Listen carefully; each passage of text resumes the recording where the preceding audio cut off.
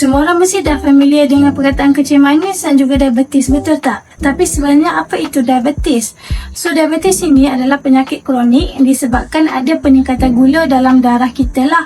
So keadaan ini boleh terjadi disebabkan oleh kita punya badan tidak dapat menghasilkan insulin secara cukup, ataupun insulin yang dihasilkan tidak dapat berfungsi secara normal ataupun secara optimal. So sebenarnya apa itu insulin? So insulin ni adalah salah satu hormon yang dihasilkan oleh kita punya badan untuk menghancurkan gula dalam makanan kita tu dalam bentuk yang lebih kecil dan mudah diserap oleh sel-sel badan kita.